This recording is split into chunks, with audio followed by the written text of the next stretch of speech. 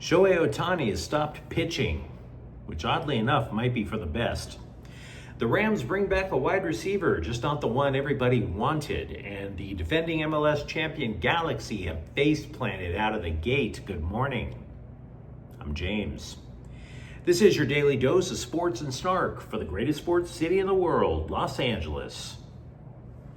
This is the faithful Angelenos morning report.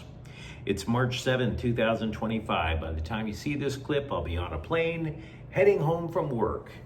And I can't wait for that to happen. But in the meantime, if you like being in the know about LA, clickety-clack the like button. Clickety-clack the subscribe button. There's a notification bell. Hit that. It lets you know when we drop new content. Sharing is caring. Let people know we exist, and by all means, comment. Now, a quick look at the scoreboard before we get to the news. The Lakers needed overtime to edge New York, 113 to 109, and the Knicks are going to stay in town tonight. They're going to play the Clippers at 7:30. With all that out of the way, let's get to the news. The Dodgers have tapped the brakes on Shohei Ohtani's pitching comeback from a second Tommy John surgery. Tapped the brakes. And then they slammed on the brakes when it came to actually giving real information about it. Is he hurt? They're denying it. But if he wasn't hurt, why would you stop? Can he hit a catcher's mitt? Probably. So what gives? And the Dodgers are like, yeah. No, we don't. We don't know. Now, Ohtani hasn't thrown a bullpen sesh for more than a week. He still hasn't faced hitters, period, although he's still throwing. Dave Roberts is now calling it, quote, a little respite. We just felt that to intensify the bullpens alongside the intensity of the games wasn't smart. We just kind of wanted to slow play it, unquote. A respite. Like going out to wine country for a weekend bender. A respite. This is a drastic change. Reality suggests it's a drastic change. The Dodgers' original plan was to have Ohtani in the roto by May. Now, there's no date for Ohtani to even retake a mound. Said Roberts, we just don't know. Now, this might give you pause. Maybe want to take a few anxiety meds. But I'm totally in favor of Ohtani not pitching. For real. Do you want your franchise player who has already undergone Tommy John surgery twice, do you really want him to go under the guidance of pitching coach Mark Pryor?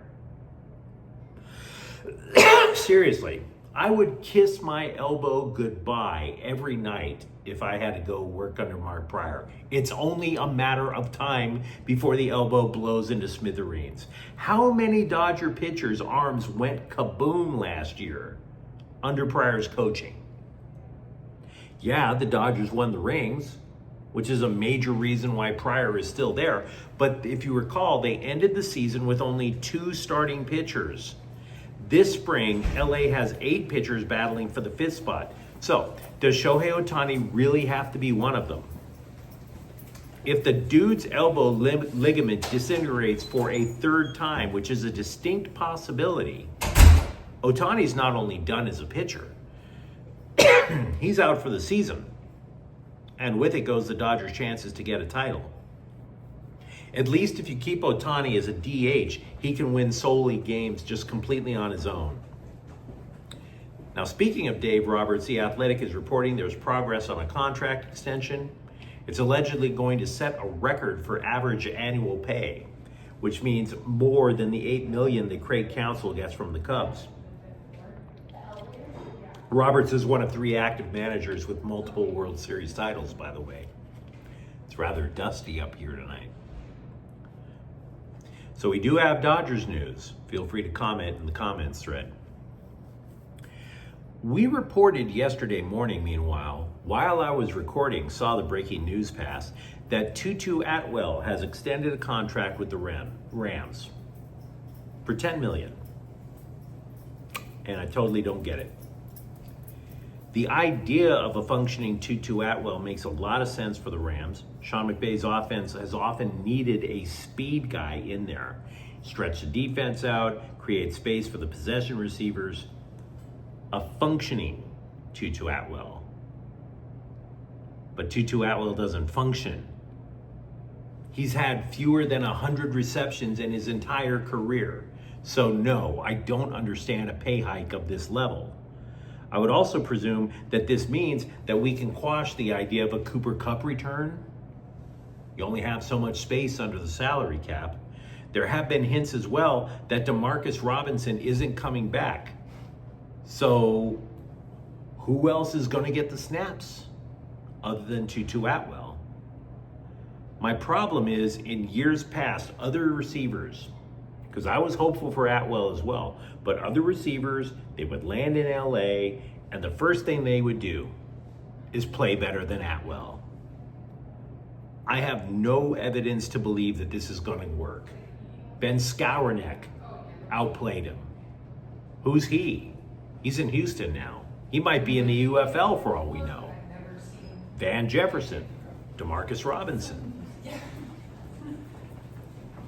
In a week or so, I'm going to be up here to watch the Portland Timbers playing the defending champion Galaxy. The Galaxy have played 3 matches and have scored a grand total of 1 goal. 1. Win any of those matches? Hell no. Winning no matches is bad enough, but just 1 goal? And so this has inspired drama queen bloggers to use these emotional, big, dramatic words such as complete disaster to describe the team. And by the way, using those big, emotional, dramatic words are what drive clicks. My channel would probably have a lot larger following if I bothered to use those overblown, overly dramatic phrases.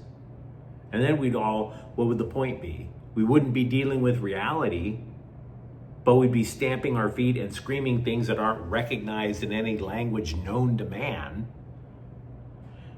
So, should we be in panic mode over the Galaxy? Should the Galaxy recognize that they should be in panic mode? Maybe I'm drinking a little bit too much hopium at the airport bar, but I'm still looking to find out what happens when the roster heals. I can list off at least 5 injured players, 2 of which could return in about a month and change their fortunes like that. That would be early April. MLS Cup playoffs don't begin until late October. Now, don't get me wrong, I've seen every Galaxy match this year. The Galaxy look gross. Absolutely gross. They look like your girlfriend had way too much to drink and didn't scoop up her hair before she started projectile vomiting all over the place. But if we're being honest with ourselves, the Galaxy as a franchise were gross for almost a decade. What they would do, you guys know this if you're Galaxy fans just like me, they would build a roster just out of 1 international superstar, and that particular player had to be great in order for the Galaxy to win. Zlatan Ibrahimovic often was. Chicharito could be on occasion. When the new regime took over, they realized they needed multiple players that would create a dynamic attack. You didn't know who was going to strike. Well, now you have only one person that can really strike. And Gabriel Peck, for all of his talents, is not Zlatan Ibrahimovic. That is the primary thing we can take away. He cannot simply take over a match on his own. Now, you could say Marco Reus isn't pulling his weight, and there's absolutely validity to that, but he's the guy who makes the play. He only has one person to make a play with, Gabriel Peck. None of this is to blame Peck. This is simply to say he needs help. When Joseph Painsil returns in about a month, now Royce has 2 options to possibly pass to. Then we can sit there and say, well, how much do they really miss Ricky Puig? How much do they miss the departed Dejan Joveljic? But until then, I'm going to just say, you know what? They're just going to suck through March. If they suck for another month beyond that, hit the panic button with a sledgehammer. I totally get it. But for now, we have to ride it out. Just a reminder that the NHL trade deadline is today. Rumors be a-flying, obviously. Multiple stories are suggesting Kings defenseman Brandt Clarke, a former first-round pick in his first full year in the NHL, is on the trade block because he's the 7th blue liner on the Kings depth chart. I'm not okay with this. I'm not.